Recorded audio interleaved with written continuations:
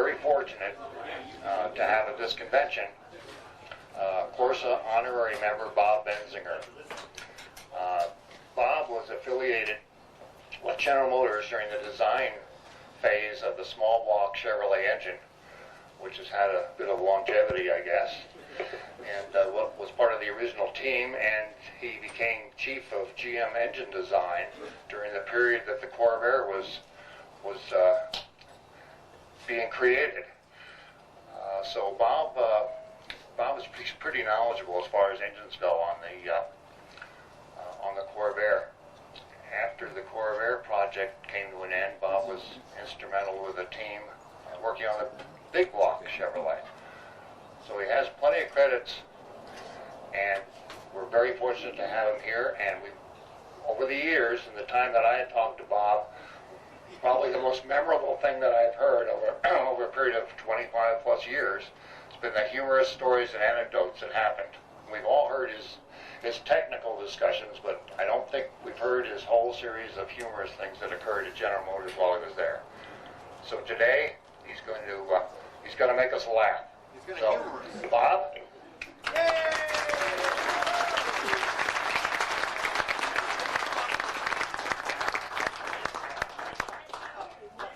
Well, thank you, Tom. Usually I've been in the habit of starting off things like this by saying, "Good afternoon, Nader haters." And then I'd follow that up with the Dale Carnegie type of thing that says, "Do you love your Corvair?" Yeah. Of course, that's pretty tacky, and I don't think I'll do that today. My first exposure to Corsa. Speak a little louder, please. No, Maybe a little closer. Just turn that up. you can't. We can't go much further. Feedback. Just going to be a little closer to the mic. Yeah, we'll do it that way. My first real exposure to Corsa was when a fellow by the name of Bob Davis called me from Seattle and said, "We're having a convention up here and we'd like you to be the banquet speaker."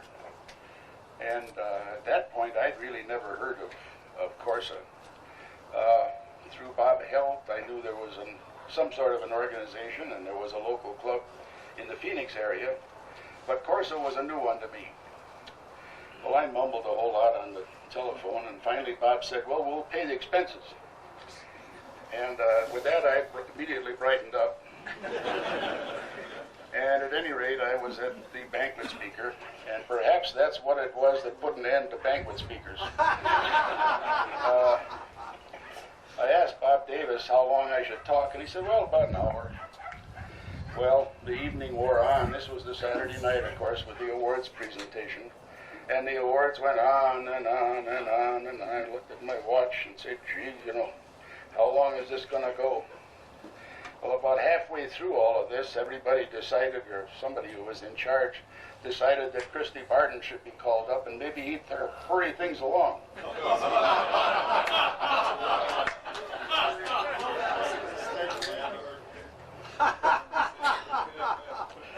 I guess your laughter is the punchline to that one. Anyway, Christy had a bit of trouble hurrying, as I remember the thing.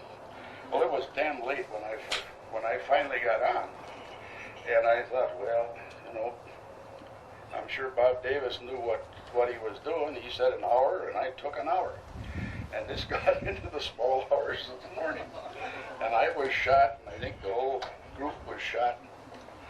Well, Bob Hilt, I think, made a transcript, audio transcript of the thing. And it was then published in the communique. And I got such a kick out of it.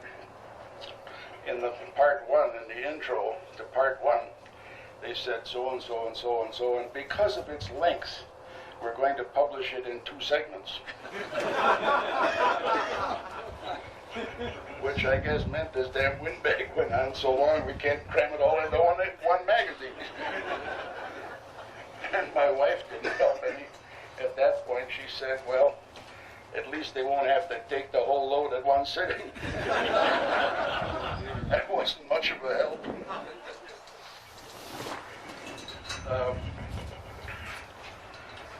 Getting into the Corvair program as such, the first vehicles we had on the road rebuilt or reconstituted or extensively rebuilt Porsches. The whole back end of the vehicle was torn out, and we rebuilt it to put the entire Corvair powertrain, engine, transmission, axle, the whole thing. And you can imagine in a Porsche, this thing got noticeably wider, a whole lot more bulky on the rear end, but at least it was good enough you could drive it on the street. And most people didn't pay any attention to it. Those were the years that still, secrecy on new models was very heavy. There was always some guy, if you stopped anywhere, parking lot, what have you, some guy with a Porsche who wanted to stop and talk. How do you like your car? How long you had it? And this would go on for a while until the guy finally say he wanted to look under the hood. Well, then there was the time I had to remember I had an appointment somewhere else and I had to get going. But those were the first automobiles we had. We're a decent sort of a test bed. Getting in then to some rather ugly looking prototypes that followed those things, we had a lot to learn with those. I remember one with Tom Murphy, who was my carburetor engineer at the time on the Corvair.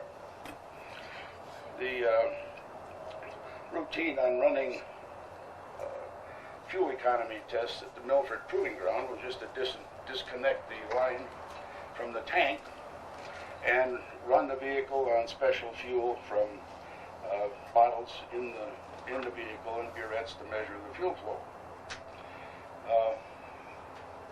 Tom was out one day doing this with a technician aboard, and from the test track on up to back to the garages was a shortcut that went up a 16% grade, which doesn't sound like a lot unless you really looked at a 16% grade from the bottom looking up.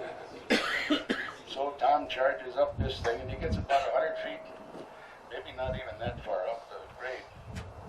And of course, here he's got a vehicle with the fuel tank in the front and an open fuel line. In the engine compartment. No, plugging up this fuel line, there was never any problem with the job with the fuel tank in the rear and the engine in front. But here he was. And of course, what immediately happened is the damn thing caught fire. So he's charging up this hill with a fire going on behind him. And there's nothing to do.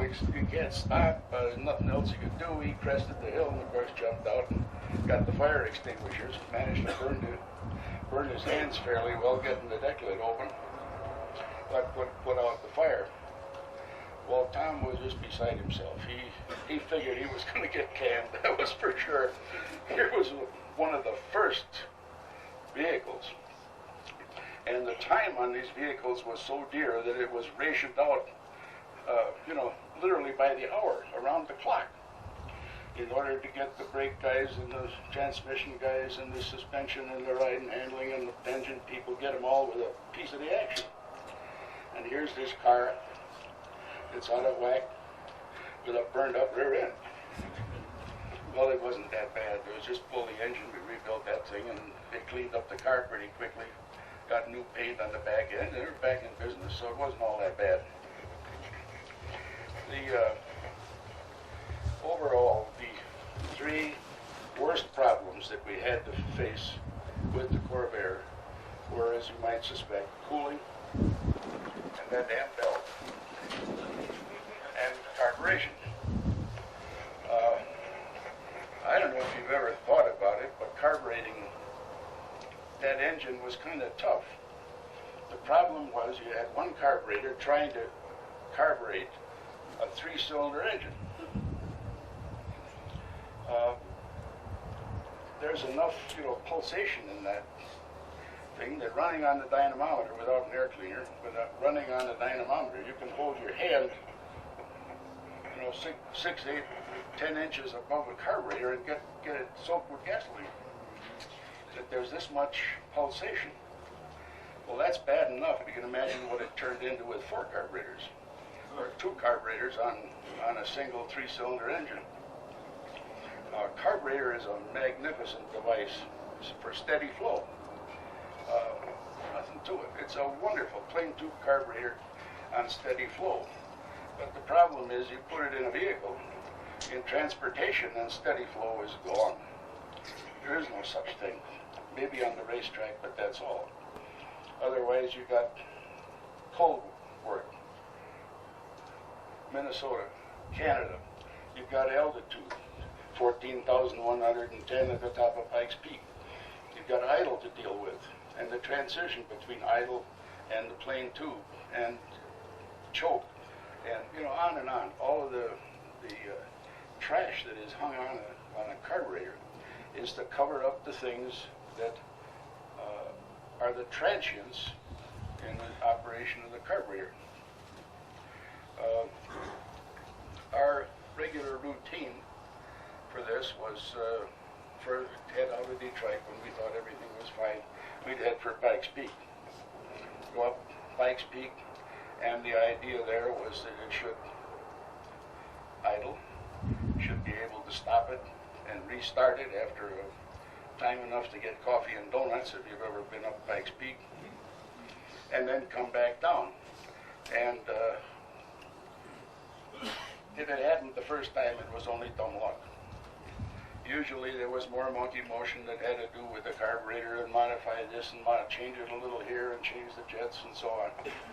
And when it finally would run at the top of Pikes Peak, and we'd head for Mesa and get it in the desert. And there it had to run at 110 degrees with full sun load, etc., and hot fuel handling and so on. And most of what you did to the carburetor at the top of Pikes Peak turned out to be a bloody awful mistake when you got it in the desert. So trading off back and forth. But I think one of the funniest ones, we had an assistant chief engineer, Rosenberger. His name was Maurice, but nobody ever dared use it. He was Rosie to everybody far and wide. And he was one of the first ones that power glides up Pikes Peak. The engine ran fine as long as you kept the thing wound up. As long as it kept up in the mid-speed range, no problem. But if you let it slow down or stop, it never came out of it again. It, would churn away there and never get up.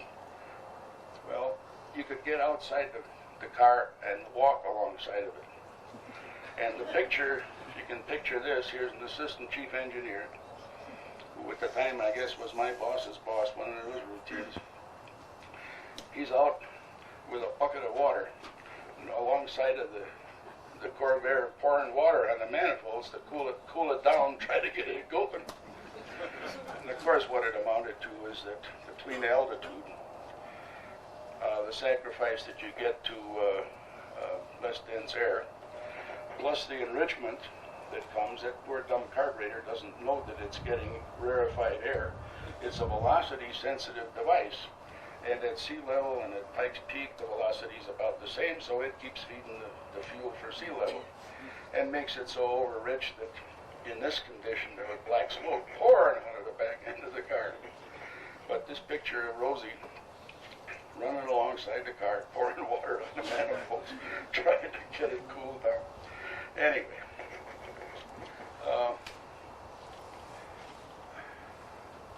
I don't know. Modern fuel injection, I think, takes all the fun out of what used to be.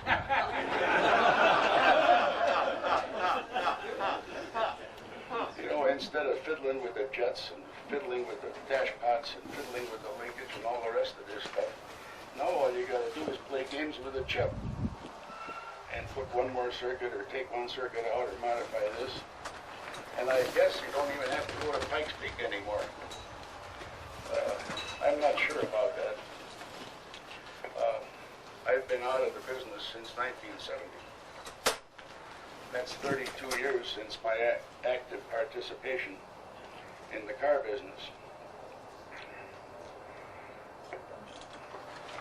One of the things, I guess, that I look back on with the most regret is a drink of water.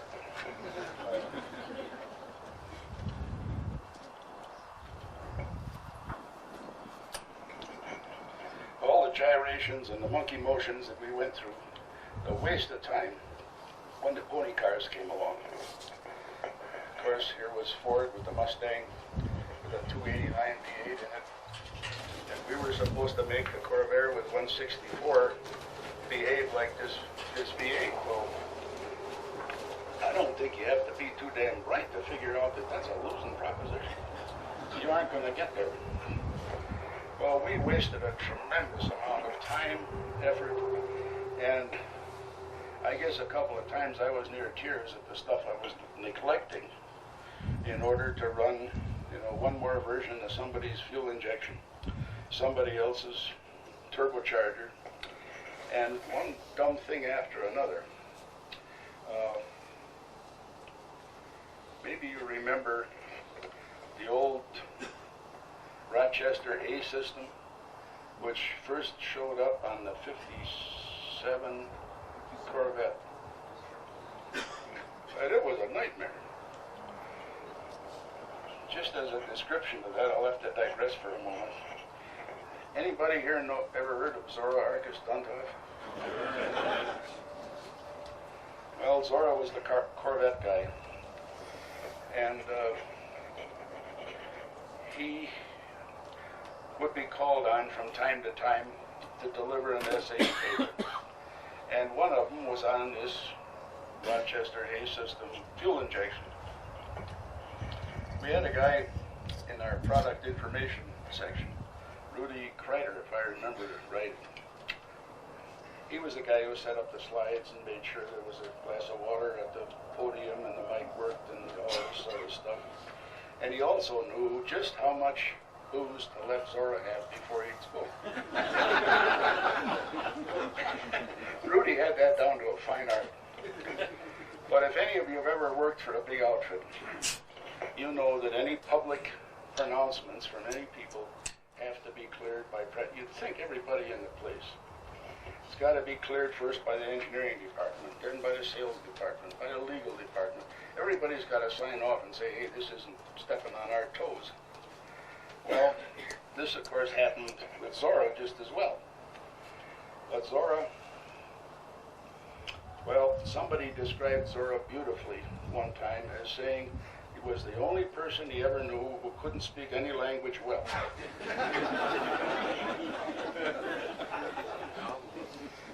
Zora was born in Russia. He lived in Germany, lived in Belgium.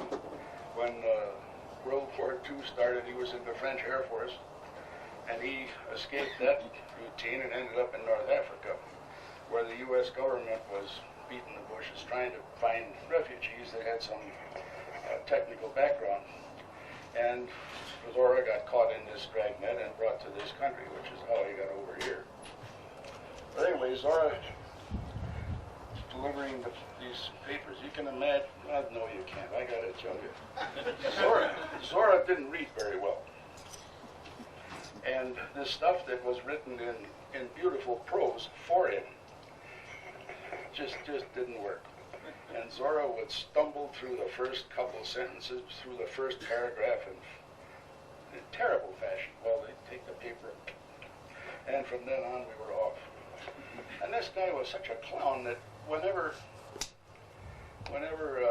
he was speaking before SAE groups, the place was packed, no matter how big the hall was. They're swinging from the chandeliers and packed all around. Well, with this thing, he's talking about this fuel injection system. And he got near the end of it, and he kind of, philosophically stood back and looked at it, and he says, well, he says, we have this, and somebody invent carburetor, we call him genius.